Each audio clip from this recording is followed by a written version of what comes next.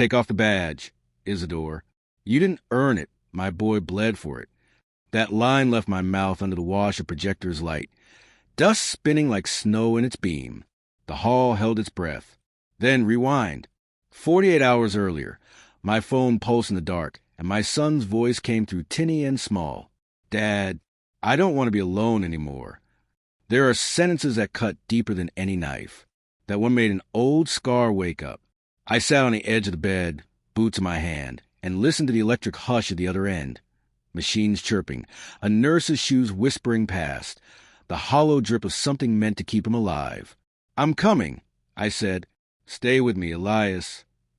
Before we continue, please subscribe to the channel and let us know where you're listening in the comments. San Francisco smelled like jet fuel and fog. In the hospital lobby, the vending machine hummed a low, lonely note. I rode the elevator up with a bouquet I hadn't paid enough for. At his door, I paused, palms tingling the way they used to before a storm at sea.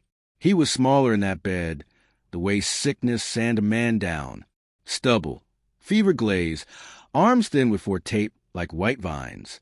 When he saw me, what broke wasn't his composure. It was mine. Hey, kid, I said, because he'll always be 5 in a yellow raincoat in my mind. I'm here. You got my message, he murmured. I don't want to be alone anymore. I sat, wrapped his knuckles in my hand. You're not. I kept my voice even, the way I taught recruits to keep their rifles level. Where's Isidore? His throat worked. With her, at the conference hotel. He tried to smile. He says he's a patron now. The nurse confirmed the rest with careful words. A spouse mostly absent, bills delayed, notes asking for temporary discretion. I thanked her, memorizing every syllable. I've lived long enough to know which sentences become evidence. When Elias slept, I walked down to the street. Wind off the bay carried a chorus of rolling suitcase wheels from the convention center across the avenue. On its glass, a banner the size of a billboard. Honorary sponsor, Isidore. A photo of him in a tux that wasn't paid for, standing beside a woman in a silver dress, her smile practiced to a blade. There was a lanyard on his chest, gilt letters catching the streetlight. A badge, the kind you wear when you need a costume to be somebody. I took a picture. Then I called him. He answered on the third ring, voice slick with laughter and ice. Hiram. I was going to reach out. Elias's treatments are complicated. We need another wire. Tonight, you left him alone. He sighed as if I'd missed the point. This is how grown-up worlds work. Money in, credibility out. You want your son's doctors to keep caring? Be useful. Useful. I repeated, tasting the word like rust. His tone sharpened. Wire it by midnight, or I make some calls you won't like. Donors listen to me now. In the reflection on the conference glass, I watch my own face go perfectly calm, the way it does when the plan finally clicks into place. I slid my thumb to the red dot on my phone screen and let it glow. Good, I told him. Talk. The next morning, I sat by Elias's bedside with the light bleeding in through half-drawn blinds. His skin looked like parchment stretched thin, but when he opened his eyes, the boy in him flickered back for a second. Dad, he whispered, don't get mad at him. Just don't make a scene. I brushed his hair back with my hand. A scene is the only language some men understand. He gave me a look I recognized from my own mirror 30 years ago, fear tangled with exhaustion. I just don't want to be left alone again. That line, again, like a bell tolling the hour. I didn't answer him. I let the silence say everything. I left him in the care of a nurse who addressed him as sweetheart. When she changed his drip, down in the lobby, the TV above the coffee kiosk played a local channel. Cameras panned across the grand atrium of the Moscone Center. Red carpets, glass escalators, men and women in tailored suits shaking hands like stage actors. The caption read, Annual Scientific Horizons Conference. Honorary sponsors gala tonight. And there he was again, my son-in-law, Isidore, flashing a practiced grin, as if the world owed him applause. On his arm, Callie, in a silver dress that reflected the camera lights like a weapon. The newscaster's voice gushed over philanthropic generosity. I felt my jaw set like a clamp. I walked outside, fog curling between buildings, and crossed into the conference quarter. The hotel loomed with banners and flower arrangements guarded by men in black suits. I moved slow, old habit. Observe first, strike later. Through the glass I saw him. Isidore, laughing too loudly at a table full of academics, gesturing like a king in exile. In front of him, champagne bottles on ice. His hand rested casually on Callie's shoulder, as if possession itself were a trophy. I kept to the shadows and lifted my phone. Snap, him kissing her cheek. Snap, the receipt folder he signed with a flourish. Snap, the badge swinging against his chest like a medal stolen from the battlefield. On the sidewalk, I replayed Elias's words. Don't make a scene. But scenes aren't accidents. They're weapons when timed right. The phone vibrated. A message from Isidore. Reminder. Transfer by midnight. I won't repeat myself. I stared at those words. Midnight was 3 hours away. My thumb hovered over the banking app, then slid past it. I canceled the standing order. I'd been too ashamed to admit I kept sending. No more. His well just ran dry. The relief was instant, sharp, like cutting a rope that had been strangling us both. I lifted my head and caught my reflection in the hotel's mirrored doors. Gray hair, lined face, eyes hard as ballast stone. Not a victim, not a pawn. Strategy was second nature to me once. And it would be again. Behind the glass, Isidore raised his glass high, champagne spilling over the rim as though he'd already won the war. I smiled at my own reflection, because he had no idea the ground beneath him was already giving way. And when he finally noticed, it would be too late. That night, I didn't go home. I sat in a diner across from the conference hotel. Coffee cooling in my hand, the neon sign buzzing like a tired insect. From my booth, I had a clear view of the lobby entrance. Isidore and Callie came and went like royalty, each returned louder, more reckless. He thought the world spun, because he told it to. I scribbled in a notebook, the way I once logged positions on a map, time, movement, detail. The receipt folder I'd photographed earlier. I got a clearer shot when he stepped outside to argue with the valet about the car doors not being polished enough. His signature flared at the bottom, the amount obscene. Those digits could have bought another month of Elias's therapy. Instead, they bought Callie's jewelry. The midnight deadline passed. My bank transfer remained canceled. I expected fireworks. Instead, I got a text at 12:17 a.m. We'll discuss this tomorrow. Don't embarrass yourself. Embarrass myself. The man had no idea who he was talking to. Morning brought fog dense enough to choke the skyline. I returned to the hospital first. Elias asleep, monitors humming steady, Amara and Jonas curled on the couch with coloring books. They looked up when I entered. "Grandpa," Jonas said, holding up a crayon drawing. A ship, crooked but proud, sails high above waves. I swallowed the stone in my throat. "Nice lines," I told him. "Strong keel. That ship will make it." The kids had been living between silence and excuses too long. I wasn't about to let them drift anymore. "Pack your things," I said gently. "You'll stay with me for a while, where you belong." By noon, their small backpacks leaned against my armchair back at the apartment. 2 sets of shoes by the door. For the first time in months, maybe years, they had a roof that didn't echo with lies. I returned to the hotel, shoulders squared. Inside the lobby, chandeliers glared down like judgment.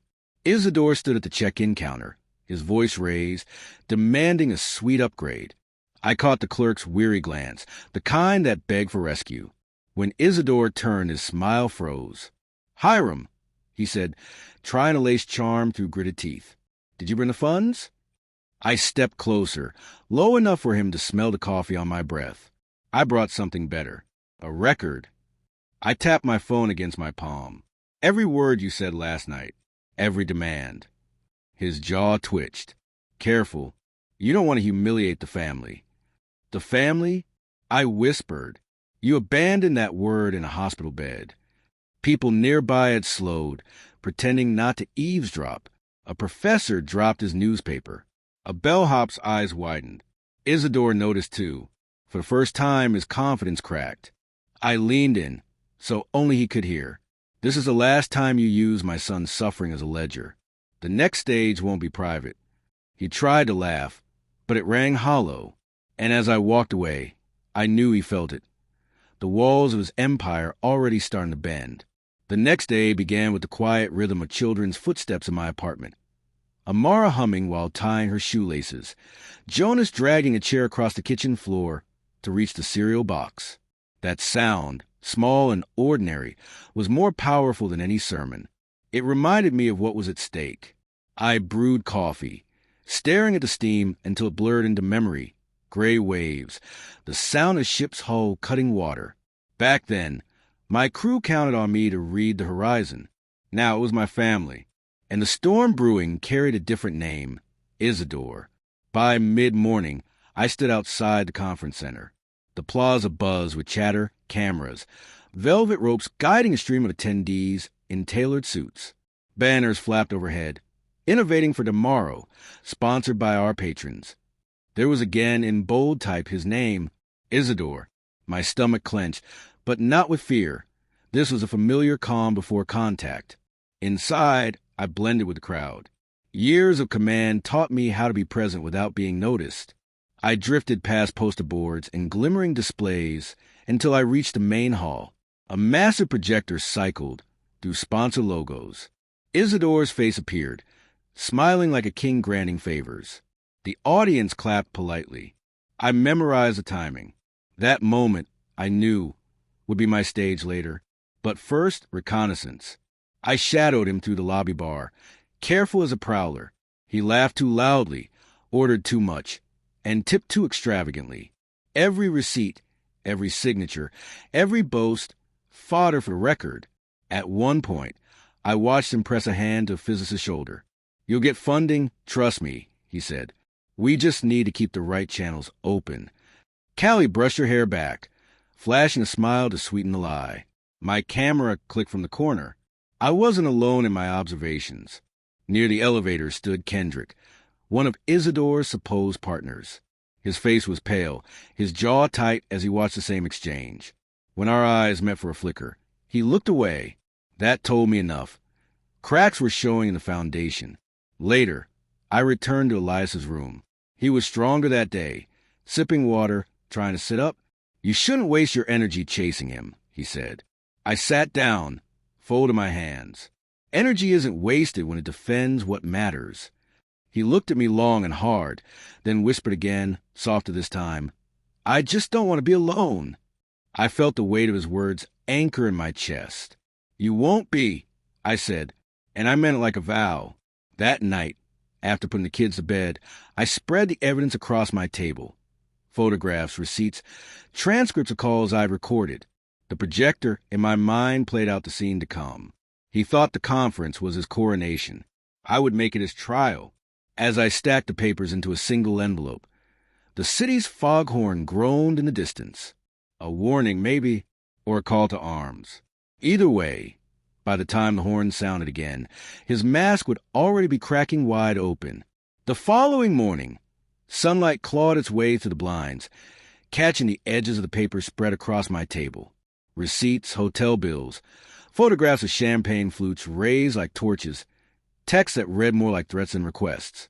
Evidence, enough to break a man's mask if displayed under the right light. I packed the envelope and slipped it into my coat. The kids were still asleep on the couch bed. Amara curled against her brother, Jonas clutching that crayon drawing of a crooked ship. I let them rest. They deserved one morning without storms. At the hospital, Elias looked stronger, though the shadows under his eyes remained. He tried to hide his worry with a smile. "Dad, don't go too far." "I'll go just far enough," I said, "and no farther." He nodded, but I could tell he didn't believe me. Maybe he was right not to. By noon, the conference center pulsed with activity. I slipped into the lobby again, the envelope tucked close. A giant banner displayed the evening's centerpiece, Honorary Patrons Banquet. Keynote at 7. That would be his stage, which meant it would also be mine. I trailed him carefully, watching his routine. He ordered wine at noon, his voice ringing across the bar as he promised new grants to anyone who would listen. Callie played her part perfectly, leaning in, whispering flattery in his ear. But crack showed. When he stepped away to answer call, I caught her rolling her eyes, slipping a napkin into her purse with numbers scrawled on it. And then came the slip. He called me. Broad daylight. Crowd bustling around him. "Hiram," he snapped. "Your little stunt last night with the transfer? Cute, but childish. You're out of your depth here. These people don't care about your son. They care about my money." "I know exactly what they care about," I said evenly. "Then wire it back, old man. Or next time, it won't be polite reminders. I'll make sure your boys' doctors move on to more profitable patients." Every word landed like another nail in his coffin. I had the recorder running in my pocket. I didn't answer. Silence has a weight some men can't bear. Sure enough, he filled it with a laugh that turned heads in the lobby, drawing curious looks from professors and assistants. His own arrogance betrayed him, louder than anything I could orchestrate. That was the first crack in public. Not the full humiliation, not yet, but the whisper of it. People saw the sharpness in his tone, the cruelty that didn't match his gilded badge. Later, in the quiet of my apartment, I replayed the recording. His threats were clear, his contempt sharper than glass. I could almost hear the walls tightening around him. When the children stirred awake, Jonas tugged my sleeve. "Grandpa, are we safe here?" I knelt down, placed my hand on his shoulder. "Yes," I said, "safer than we've been in a long time." But inside, I knew safety wasn't enough. What we needed was justice, and justice required timing. 7 o'clock was coming, and when that spotlight hit him, it wouldn't be applause that followed. Evening drew its curtain over San Francisco with a fog, so thick it looked painted on the skyline. I dressed with the care of an officer reporting for duty. Clean shirt, pressed jacket, shoes polished to a dark shine. Not to impress, but to remind myself of who I used to be, a man who held the line, a man who knew how to finish what he started. The banquet was set in the grand ballroom of the Moscone Center. From the outside, it looked like a cathedral to vanity. Marble floors, chandeliers blazing, banners trumpeting the sponsors' names in gold. Among them, centered like a crown jewel, was his Isidore's. I slipped in unnoticed, an unremarkable older man blending into a sea of donors and academics. I'd learned long ago the power of silence. You let people underestimate you long enough, they give you everything. At the far end of the room, he held court, badge gleaming, tuxedo crisp, Callie on his arm and another silver dress that caught the light too well. He shook hand with men who had built empires and women who had cured diseases. None of them knew he had financed it all with stolen marrow, my son's health, my family's trust. Dinner came first, courses laid out like trophies. He spoke loudly enough for the neighboring tables to hear, about vision, about legacy, about how sacrifice was necessary for progress. The hypocrisy tasted bitterer than the wine in my glass. When the speeches began, I drifted to the edges of the room, my envelope heavy in my coat. The projector screen loomed like a waiting judge. One well-placed file in the right hand, and his mask would burn away. But tonight wasn't about the final blow. It was about weakening his armor. Strategy demanded stages, and I would give him just enough rope to wrap around his own neck. Halfway through, Kendrick took the stage. His voice was steady, though I noticed his eyes flicked to Isidore more than once. "We must thank our patrons for their generosity," he said, "especially those who understand the importance of transparency in science." Applause filled the hall. Isidore smiled, lifted his glass high, and that was when I moved. I walked past his table, slow and deliberate. When I reached him, I leaned just close enough that only he could hear. "You talk of sacrifice," I said. "Tell them whose it was. Tell them the boy in the hospital bed paid for that tux." His smile faltered. For a moment, just a heartbeat, the mask slipped. He hissed through his teeth, "Sit down, Hiram, before you embarrass yourself." But others had noticed the tension, the way his face tightened. A woman at the next table raised an eyebrow. Kendrick looked down, suddenly fascinated by his notes. I moved on without another word, leaving him there with his badge burning hotter than the chandelier above. The first humiliation, subtle, but planted where it mattered, in the soil of whispers and doubt. When I left the hall that night, the fog had thickened.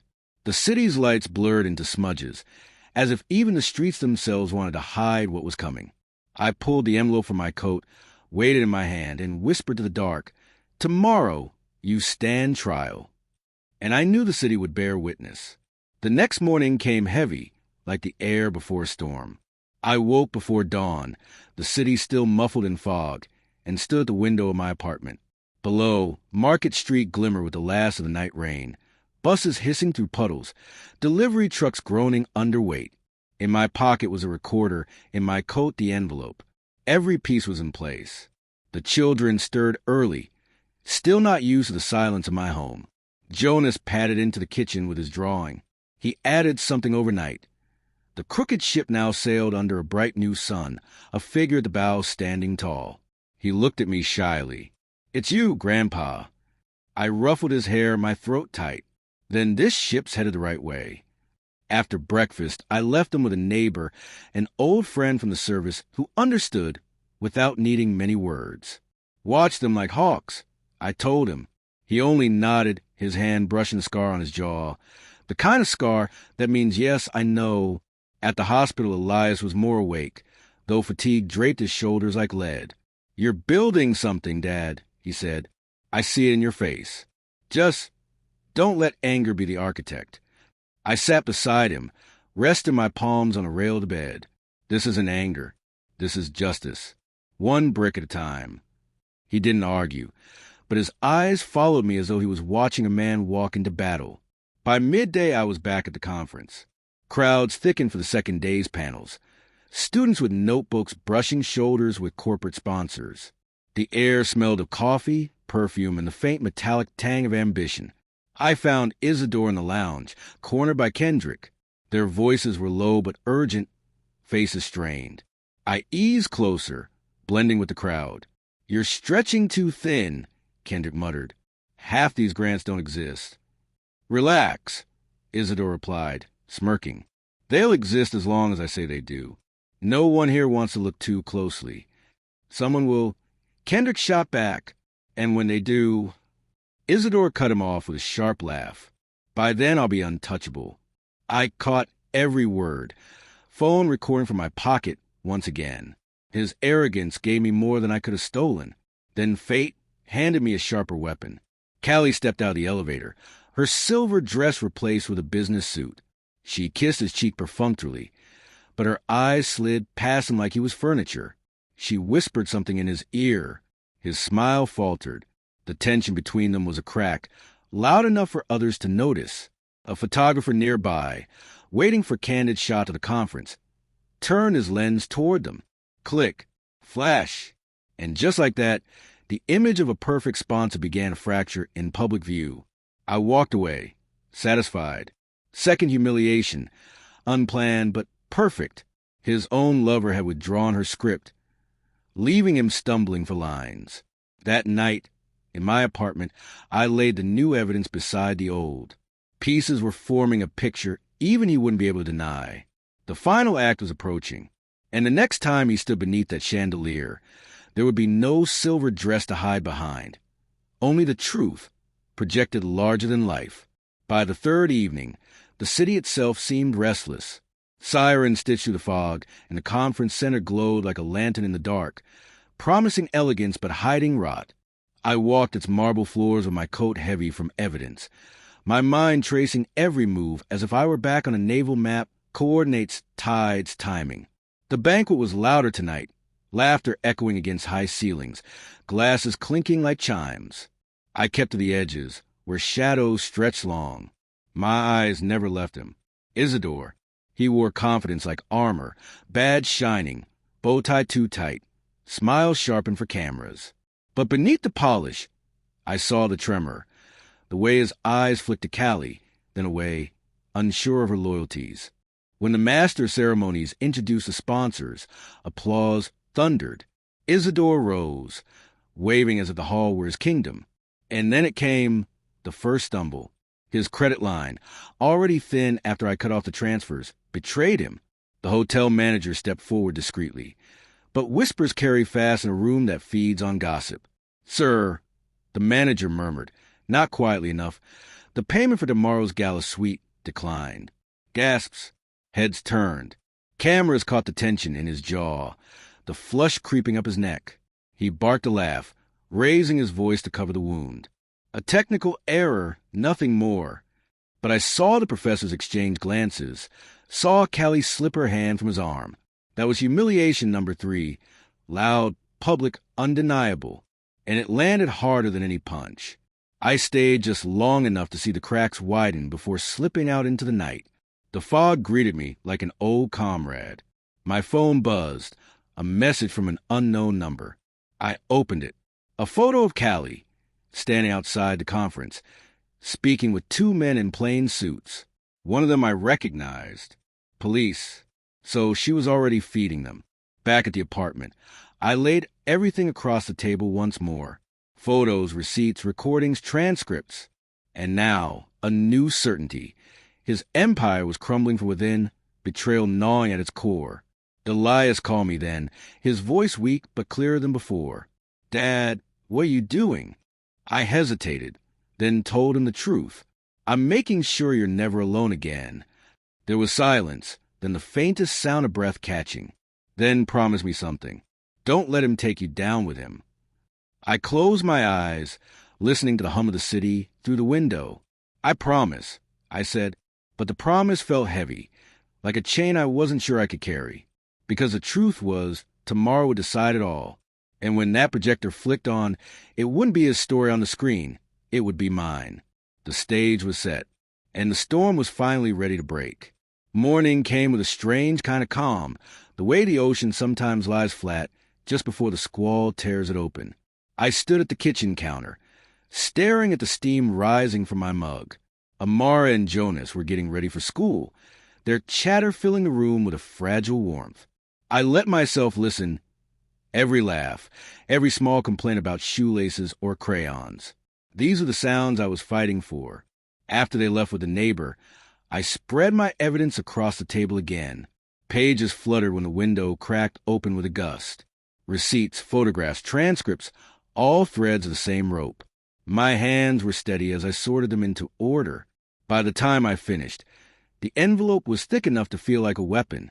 At the hospital, Elias sat propped against his pillows, sunlight striking the hollow planes of his face. He tried to smile, but his voice carried the weight of someone who'd lived too long with disappointment.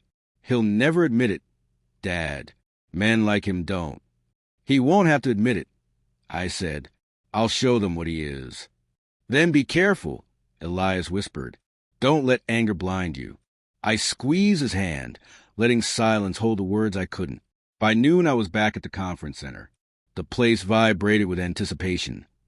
The gala dinner was that evening, and every corridor brimmed with men and women rehearsing their speeches, adjusting ties, trading favors. Isidore floated among them, still buoyed by bravado, though I could see the cracks widening. Callie walked 2 steps behind him now, her smile thin, her eyes elsewhere. I kept my distance until I saw Kendrick slip into a side hall. I followed. He stood alone, staring at his phone, his lips pressed tight. I cleared my throat. He turned sharply, eyes narrowing. "You shouldn't be here." "I shouldn't let him steal another breath from my son either," I said. I showed him the envelope. "I know the grants are fake. I know the money's dirty. And I know you do too." His jaw worked, torn between silence and survival. "If this comes out, I lose everything. You'll lose more if you stay quiet. He'll drag you down when he falls. Men like Isidore don't share the gallows." The words hit their mark. He exhaled, shoulders sagging. "He thinks he's untouchable." "No one is untouchable," I said, and tucked the envelope back inside my coat. As I turned to go, Kendrick stopped me. "You're not the only one watching him." His voice dropped. "She's been talking. The woman, Callie, to the police." I nodded. Then maybe she still remembers what true feels like. That night, alone in my apartment, I rehearsed the moment. The stage, the projector, the silence before revelation. I pictured Isidore's face when his empire turned to ash in front of him. But another image lingered longer. Elias's whisper, "Don't let him take you down with him." I set the envelope on the table and poured myself a glass of water. Outside, the city groaned under the weight of foghorns. Tomorrow, I would step into that hall, carrying every secret he thought buried. And when I walked out, only one of us would still have a name worth speaking. The day of the gala arrived with a chill so sharp it cut through my coat. San Francisco's fog wrapped the streets like gauze, muffling the city's pulse. I walked slowly, deliberately, the envelope pressed flat against my chest as if it were part of my ribcage. Every step toward the Moscone Center felt heavier, as though the pavement itself wanted to test my resolve. Inside, the ballroom was dressed to deceive, gold-trimmed banners, crystal glasses lined in perfect rows, chandeliers shimmering like false stars. People gathered in clusters, trading laughter and promises over cocktails. The smell of perfume mixed with ambition. It was theater, all of it, and tonight the curtain was mine to pull. I spotted him easily. Isidore stood near the dais, tuxedo sharp, smile wider than the Golden Gate itself. His badge caught the light, reflecting like a talisman he thought could protect him. Callie lingered at his side, less an ornament now, more shadow. She nodded at his words, but her eyes drifted toward the exits, toward freedom. I moved through the crowd, unnoticed, a ghost with purpose. My ears picked up scraps of conversation. "His generosity is remarkable," one woman whispered. Another man replied, "Yes, but where does all that money come from?" The whispers had grown louder since his public stumble the night before. The tide was already shifting. Dinner blurred into speeches, the hum of cutlery against porcelain filling the gaps between hollow words. I ate nothing. I was watching him. Every time his name was mentioned, every time polite applause rippled to the hall, I saw him swell, only to falter when eyes lingered too long. His kingdom was built on sand, and the waves were finally rolling in. Then came the announcement. "Ladies and gentlemen, please welcome our keynote sponsor, Mr. Isidore." Applause thundered. He rose, straightened his jacket, and ascended the stage like a man climbing to a throne. He began with rehearsed warmth. "Science," he said, "isn't just about discovery. It's about sacrifice, about vision, about faith in the future." He spread his arms as though blessing the room. Cameras clicked, glasses lifted, and then the first slip. His voice cracked when he thanked his partners in innovation. Kendrick shifted uncomfortably in his seat, avoiding his gaze. A professor in the front row whispered something to his neighbor, who frowned. The applause was softer, unsure. I placed my hand on the envelope inside my coat. My pulse was steady, my breath even. Years of command had trained me for this moment, the calm before the strike. Then, from the corner of my eye, I saw Callie. She was no longer seated beside him. She stood at the edge of the hall, speaking quietly to two men in plain suits. One of them nodded, taking notes. She caught my glance and held it for a second too long. Not fear, resolve. The hall grew quiet as his speech reached its crescendo. "Tonight," Isidore declared, "we honor truth, dedication, and the courage to invest in what matters most." He raised his glass high, waiting for the applause. But it didn't come. Not fully. The silence stretched, awkward, heavy.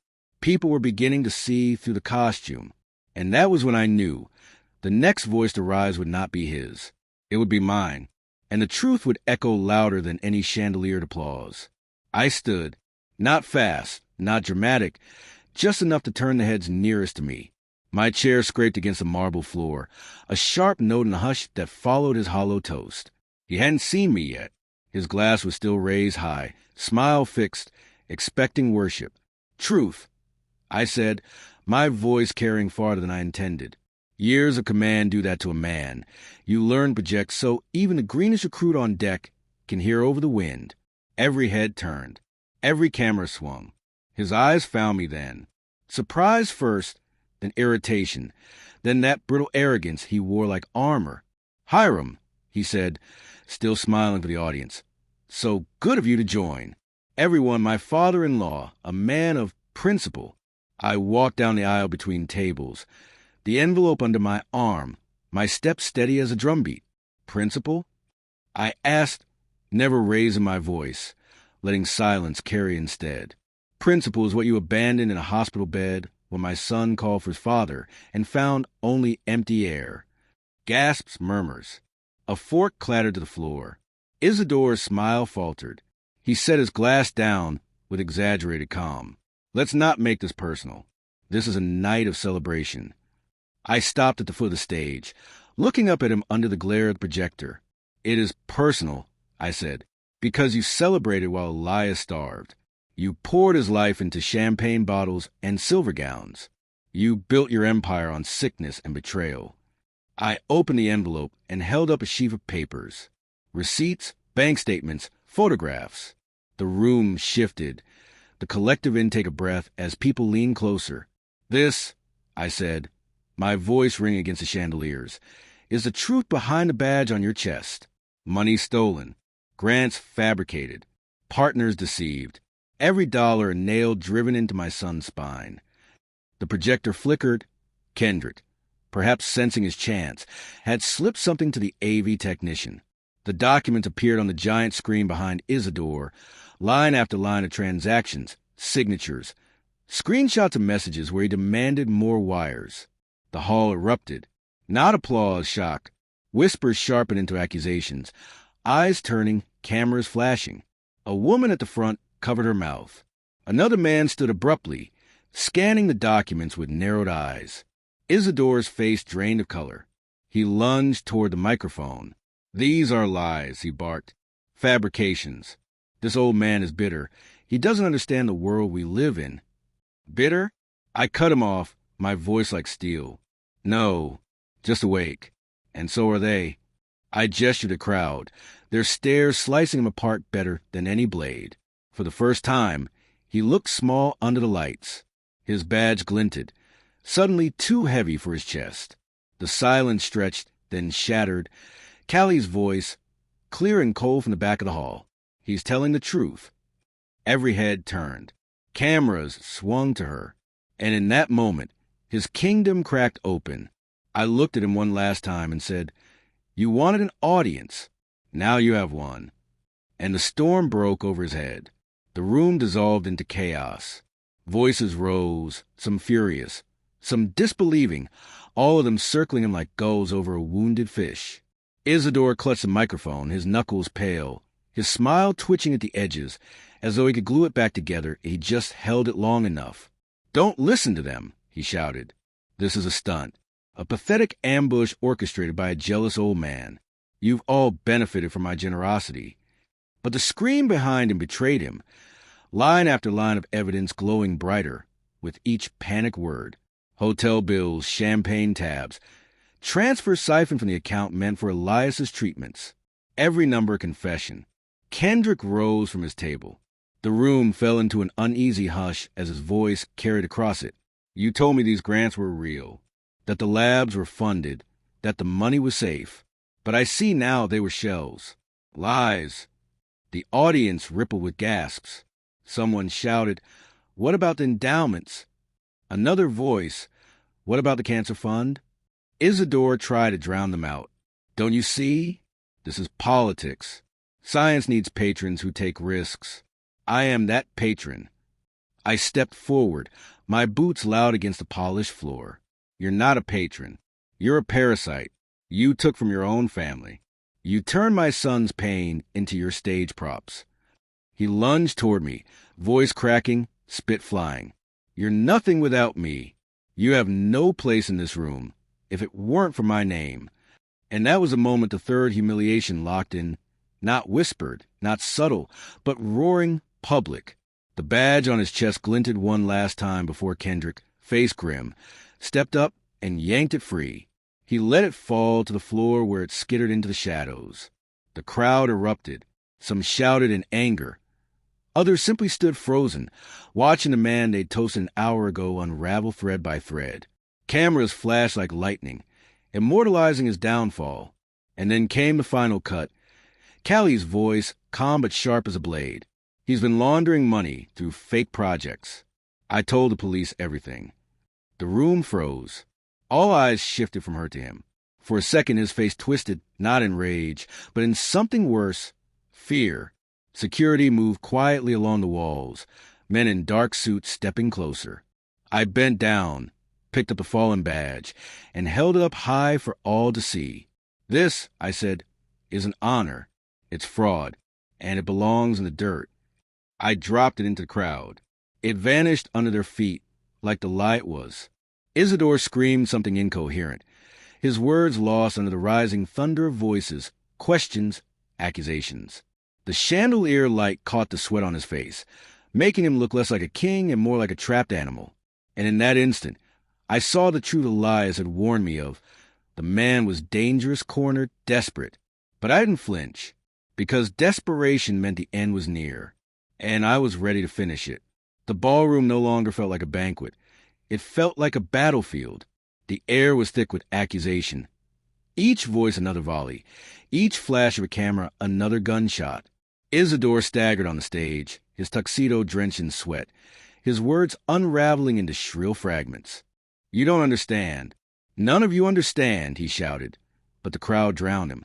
Professors demanded explanations, sponsors barked questions.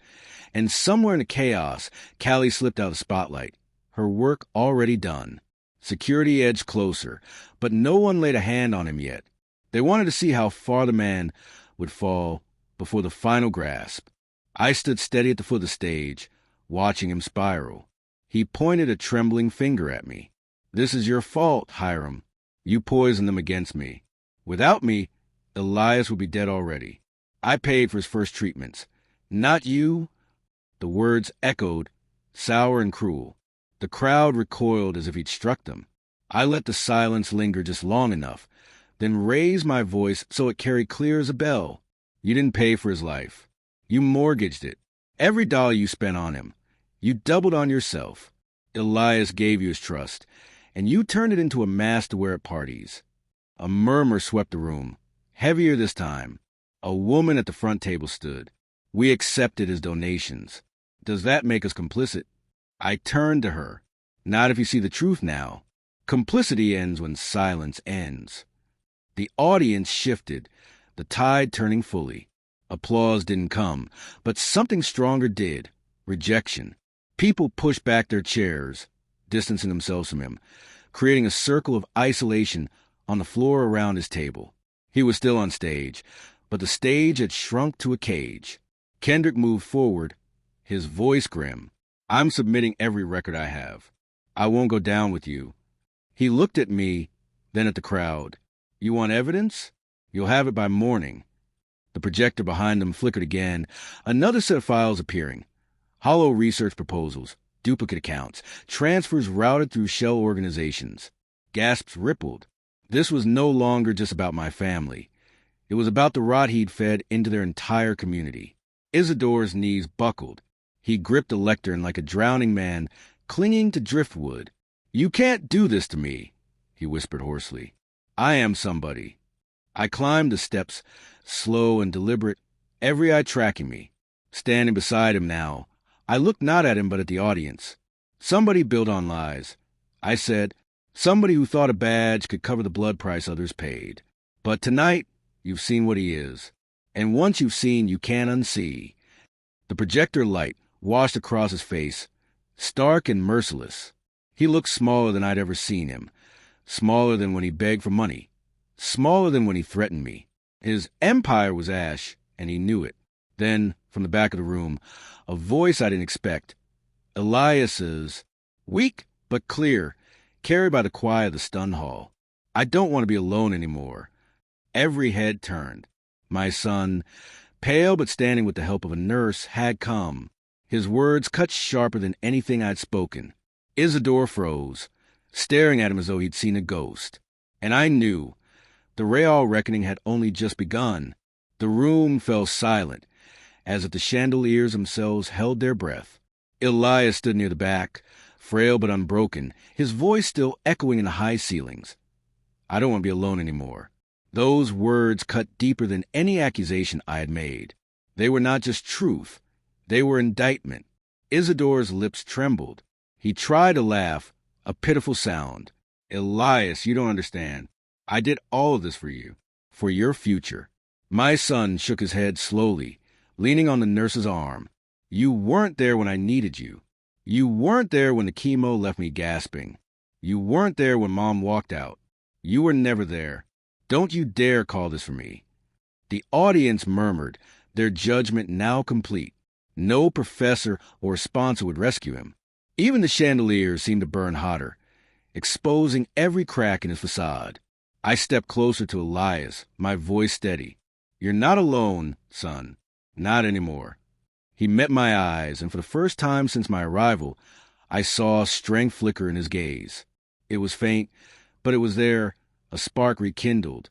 Isidore gripped the lectern with both hands, desperation twisting his features. You think you've won? You think tearing me down makes you heroes? These people don't care about you. They'll forget you tomorrow. But me! His voice broke into a shout. I am the one they remember. No! Kendrick sat from the floor, his tone like a gavel. They'll remember the fraud. And they'll remember the man who exposed it. His eyes flicked to me, then back to the screen where Isidore's forged documents still glowed. The walls closed in tighter. Callie reappeared at the edge of the crowd, arms folded, her silver heels clicking against the marble as she walked toward the stage. Her expression was flat, almost pitying. It's over, Isidore, she said. They know everything. The police are already waiting. The last ounce of arrogance drained from his face, replaced by sheer panic. He spun, searching the room for allies, but found none. Sponsors looked away. Professors whispered among themselves. The crowd had already written him off, their silence damning. He turned back to me, eyes wild. You think this saves him? You think humiliating me will cure Elias? You're a fool, Hiram. You've destroyed the only bridge he had. I stepped onto the stage, closing the distance between us. No, I said softly, so only he could hear it first. Then louder, for all to witness. I've destroyed the cage you built around him, and now he can breathe. The audience erupted, not with applause, but with the clamor of voices, the scrape of chairs, the rise of questions directed at him, not me. He stood in the glare of the projector, trapped, shrinking by the second. Then I saw Elias, still at the back, raise his head. His eyes locked on mine, and though his lips didn't move, I could hear his voice in my mind as clearly as if he'd shouted, "Don't stop now." And I knew I wouldn't, because justice was not yet finished. The final blow was still to come.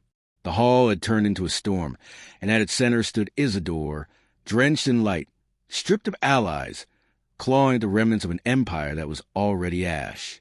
The badge was gone, his lover had abandoned him, his partners had betrayed him, and now his own family's voice, Elias's voice, rang louder than any chandeliered applause. He staggered down from the lectern, shoving past the security men who closed in. You think you've won? He hissed at me, but the microphone still picked up his words. The entire room heard the venom. I still have friends.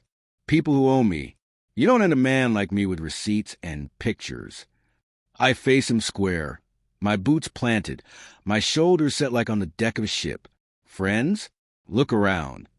The crowd had parted, not to give him space, but to isolate him. He was an island no one wanted to stand on. Professors whispered in corners. Donors whispered louder, and every whisper was another nail in his coffin. He spun toward Kendrick. Tell them I was protecting your investments, that this was strategy. But Kendrick only shook his head, voice carrying clear. I'll tell them the truth. You stole, you lied, and you dragged us all down to cover your greed. Gasps. Cameras clicked. The air itself felt charged, as if the chandeliers might burst from the weight of it. Isidore's voice cracked. Lies. All lies. He pointed at me again. This man forged them. He wants revenge because he's weak, because he couldn't save his son.